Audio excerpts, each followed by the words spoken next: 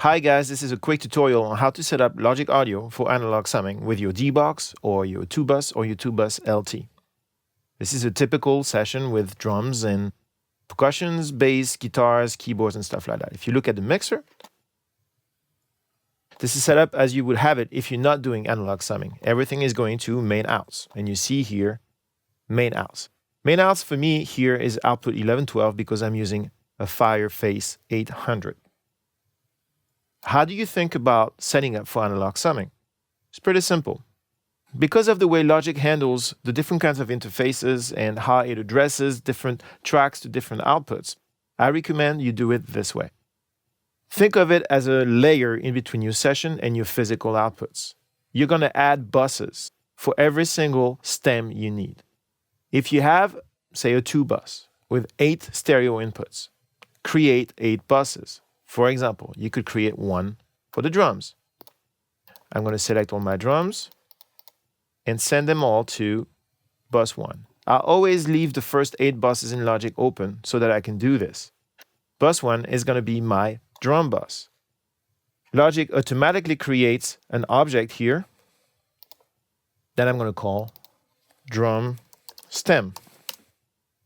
And this is my bus. This will then in turn be assigned to some output, for example, output 1, 2. Then I can go to my percussions, assign those to bus 2. Logic will then create an object right here called aux2. I'm going to call it perc stem and assign it to output 3, 4.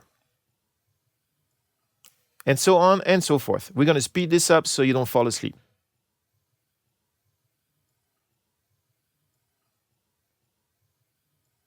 Now I have these 8 buses. All of my session is being routed to these 8 buses. The beauty now is that, say I have a D-Box and an 8-channel interface. I can say, okay, well, drum stem is going to output 1, 2. Percussion stem is going to output 1, 2. Bass stem is going to output 1, 2, say. And then guitar stem, key stem are going to 3, 4.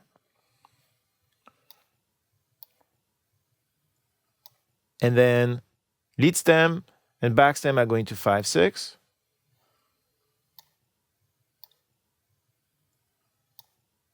And effect stem is going to 7, 8. Now, this is just one example. Maybe you want to keep the drums on one stem and reorganize everybody differently. If you have a 16-channel interface, then you can use 16 outputs and have all these separate buses all go to their separate physical outputs, hitting the 16 channels on your converter, and then hitting the 16 inputs on your 2-bus, and then hitting the converter back in, which I'll show you in a second. But that's the spirit. Every single track in the session goes to a bus, and in turn, that bus goes to a physical output of your converter, which hits the 2-bus, and then you take the output of the 2-bus and you're going to record that. Where are you going to record that? You're going to record that to a new track. So you have to come here and create a new track. New track, consider stereo. For the input, you select whatever input you have connected your analog summing device to your interface. In this case, in my case, input 1, 2. For output, select your monitoring outputs. In my case, I'm using a Fireface 800. I'm using the SPDIF outputs, so it's output 1112. That's what I'm going to choose in this case. In your case, it's going to be whatever outputs you've been monitoring through all this time. Here you go. Create. Boom. Let's call it print track, just so we know. All you have to do to listen to your mix is put the print track on record, and now everything that's playing is going through your converter, through your 2-bus, back into the computer, onto this input, and being monitored through your main outs to your speakers. You always have to be on record if you want to hear what's coming in, and if you want to hear what you just printed, you got to get off record. And that's it. If you look to the right of the track we just created, you'll see all the objects that Logic automatically generated to answer your prayers. For example, every time he created a bus, we saw that he created these 8 auxes with the bus as the input. Then you choose your outputs.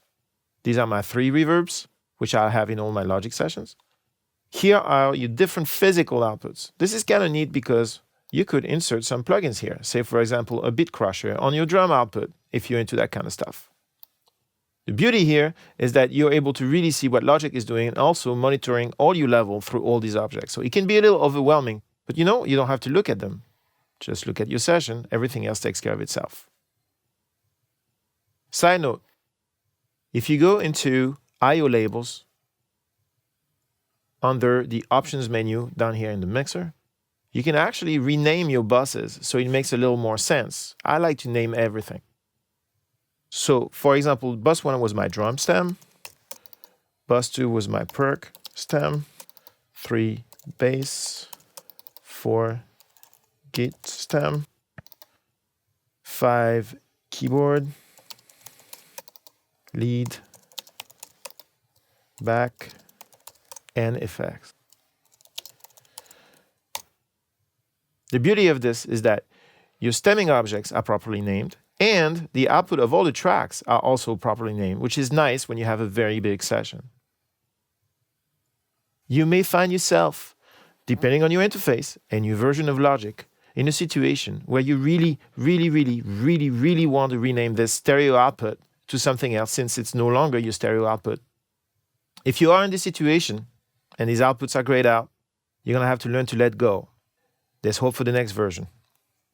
As a consolation prize, you can always rename the other ones. Boom. Last side note, please view these buses and these auxes right here as a layer between your music and your interface. Say you're working at home with an 8-channel interface and a D-box. You only have 8 physical D2As on your interface and 8 inputs on your summing device, the D-box. Now you're going to your big brother studio who has a 16-channel D2A and a Dangerous LT.